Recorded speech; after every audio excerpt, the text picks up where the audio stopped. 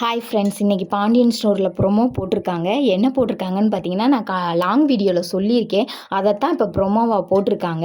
நீங்கள் வேணுன்னா போய் லாங் வீடியோ டச் பண்ணி பார்த்துட்டு வந்து நீங்கள் வேணா ப்ரொமோ பாருங்கள். என்ன நடக்குதுன்னு பார்த்தீங்கன்னா, மயிலும் நம்ம மீனாவும் சேர்ந்து கோயிலுக்கு வந்து சாமி கும்பிட்டுக்கிட்டு இருக்காங்க. சாமி கும்பிட்டுக்கிட்டு இருந்துட்டு செத்த உட்காந்து பேசுவோம் மீனா அப்படின்னு சொல்லி மயில் கேட்குறாங்க. சரிக்கா வாங்க உட்காந்து பேசுவோம் அப்படின்னு சொல்கிறாங்க.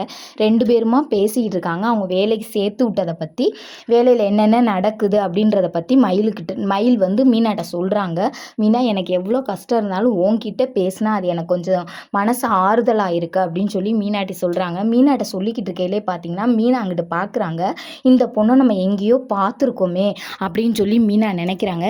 அப்போ இந்த பொண்ணு வந்தால் நம்ம மாமாவும் பின்னாடியே வருவாரே அப்படின்னு சொல்லி மீனா நினைக்கிறாங்க. பார்த்தீங்கன்னா செத்த நேரத்தில் அவங்க மாமாவும் வந்துட்டாங்க.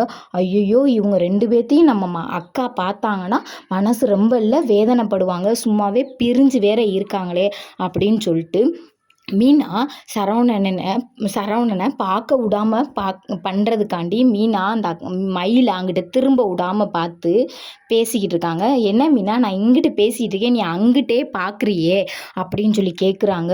என்ன தான் பேசினாலும் அங்கே வந்து சரவணனும் அவங்க ஃப்ரெண்டோட பேசிக்கிட்டு இருக்கிறத மட்டும்தான் மீனாவுக்கு தோணுது. ரொம்ப மனவேதனைப்படுறாங்க. எப்படினாலும் மாமாட்ட வந்து என்ன ஏதுன்னு இதை கேட்டு தெரிஞ்சுக்கணும் அப்படின்னு சொல்லிட்டு மயில் திரும்பி பார்க்க கூட விடாமல் மயிலை கூட்டிகிட்டு போய் எப்படின்னாலும் வெளியில் கோயிலில் இருந்து கூட்டிகிட்டு போயிடணும் அப்படின்னு சொல்லி ட்ரை பண்ணுறாங்க. ட்ரை பண்ணி வெளியில் கூட்டிகிட்டு போகிறாங்க.